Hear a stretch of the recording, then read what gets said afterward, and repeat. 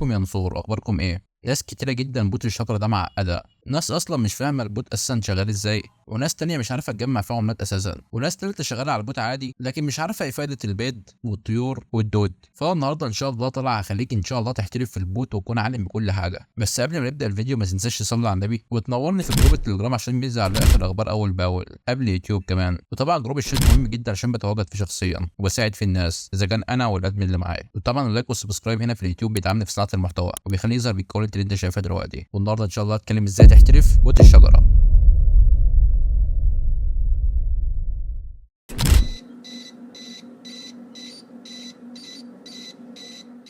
قبل اي حاجه عايز اوريكم ان البوت خلاص دخل على 18 مليون مستخدم، ده طبعا عدد كبير جدا، ده غير طبعا اللي هو اتوثق من تليجرام. ده عشان بس اوريكم قوه البوت. خلينا بقى نخش على الشرح على طول. طبعا الحاجه التقليديه اللي انت بتجمع منها عملات انك بتدوس على كلمه شيك نيوز وبعد كده تدوس على كلمه كليم، وبكده تكون جمعت العملات اللي معاك. وتاني حاجه بنجمع بيها عملات هي خانه القرن اللي احنا بنخلص المهمات اللي فيها، وانا اظن شرحت كده في الفيديو اللي فات. وقلنا برضو ان خانه البوست دي مهمه جدا عشان بتزود تعدينك وكده يعني، لكن في الاول والاخر برضو التعدين اساسا مش مجزي، مش بيديك طبعا عملات كتير. فخلينا بقى نشرح واحده واحده الدود لازمته ايه والبيض لازمته ايه والطيور لازمتها ايه. اول حاجه لو دخلت على الشنطه هتلاقي معايا الدودتين دول، والدود ده لازمته من الاخر اللي انت بتاكل بالطير. عرفت لازمه الدود ايه؟ بتاكل بالطير فقط. دي اول حاجه خليك عارفها، الدود لازمته ان انت بتاكل بالطير. طب والطير ده اصلا بيعمل ايه؟ الطير دون بيروح يصطاد كل 12 ساعه وبيجيب لك عملات. فخلينا واحده واحده. عرفنا خلاص الدود ده بيعمل ايه؟ بياكل الطير. فانا دلوقتي هروح للطير اللي معايا زي ما انتم شايفين، ده الطير اللي معايا. لو تاخدوا بالكم تحت على اليمين مكتوب عندي كلمه كلام. بص معايا لو دوست عليها اداني كام عمله؟ اداني بالظبط 5 عملات واداني دوده. يعني ده معناه ان الطير مؤذي ولازم اكله؟ ايوه طبعا.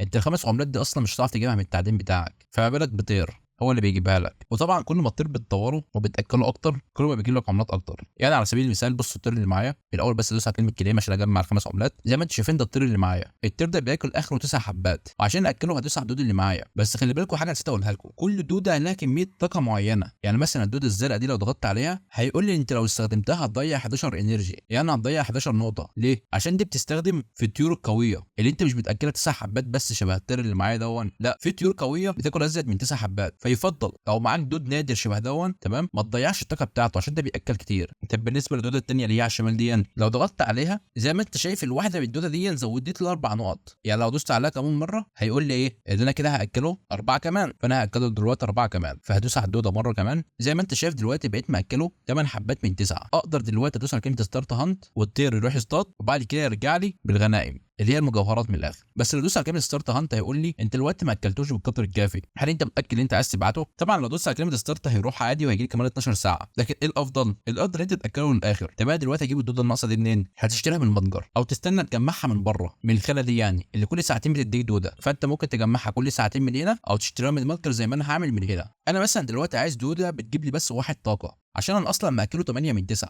يعني لسه لي بس طاقه واحده. فبالتالي انا عايز دوده ضعيفه تجيب لي بس 1 طاقه عشان ما اشتريش دوده قويه وتهدر لي طاقه على الفاضي. فانا هدوس على علامه الفلتره واضغط على كلمه كومن عشان هتطلع لي دود ضعيف. ومن البار دون هختار على كلمه لوست برايس يعني من الاقل سعرا. هتلاقي هنا كل دود رخيص. طبعا دود الوطه 0.1 هشتريها فورا. بيقول لي ايتم نوت فاوند، ده معناه ان حد اشتراها قبلي للاسف يعني. فهشتري الدوده دي مثلا ايتم نوت فاوند يعني برضه حد اشتراها قبلي. دلوقتي انا اشتريت دوده وقال لي باي سكسسفولي.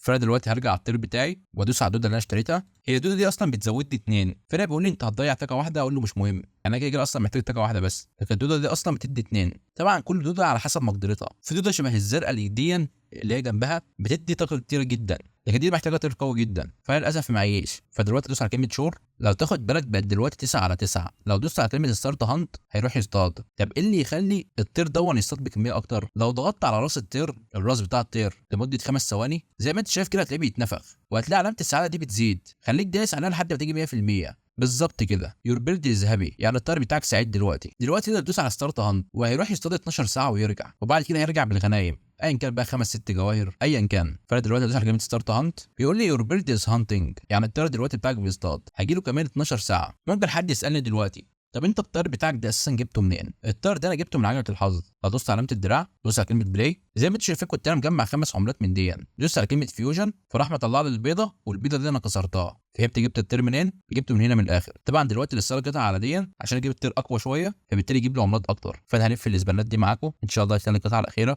وللاسف ما طلعليش القطعه الاخيره. طبعا كده كانت هتبقى مهمه جدا بالنسبه لي عشان هتطور لي التير بتاعي، او بمعنى صح تجيب لي التير جديد اقوى منه بكتير، فبالتالي عملات اكتر. طبعا دي اول حاجه ممكن تجيب لك عملات، اللي انت تاكل التير وتخليه مبسوط، فبالتالي يجيب لك عملات اكتر. وتاني حاجه ممكن تجيب منها فلوس لو معاك بيت بالزياده. يعني على سبيل المثال لو تضغط عشان توقع لك البيت اللي معاك، طبعا البيتين دول انا عارضهم، وكنت عارض قبلهم بيتين خضر واتباعوا، فزي ما انت شايف انا عارض دي ب 50 ودي ب 50. طب انا اعرف السعر اللي هعرض بيه ازاي؟ ببساطه هتخش على المتجر وتخش على البيض وتشوف اقل سعر بالنسبه للبيت بتاعك كام، تخش على كلمه لو برايس هتلاقي اقل سعر 47 48. يعني دلوقتي لو عرضت ب 47 البنتين اللي معايا هيتباعوا، كان اصلا سيبهم شويه عشان لو خفضت سعرهم انا عارف ان هم هيتباعوا فورا. ودي طبعا الخلاصه، يعني لو معاك بيت زياده بيعه، عشان البيت طبعا زي ما انتم شايفين غالي جدا، يعني حتى اقل سعر فيه غالي. وبس كده، يا رب الفيديو يكون عجبك، وحبيت بس افكرك انك تخش معانا الكلان بتاعنا، خلاص لسه بالظبط 11 ونقفل 300. وطبعا الكلام برده بيجيب لك جواهر، لو دوست على كلمه بونص ريورد ودوست على كلمه كليم هنا برده بيديك برضه عملات. وبس كده، يا رب الفيديو يكون عجبك، وهتلاقي لينك البوت ولينك روابط التليجرام ولينك العشيره تحت في الديسكربشن. لو عندك اي مشاكل خش كلمني. اشوفكم على خير الفيديو القادم.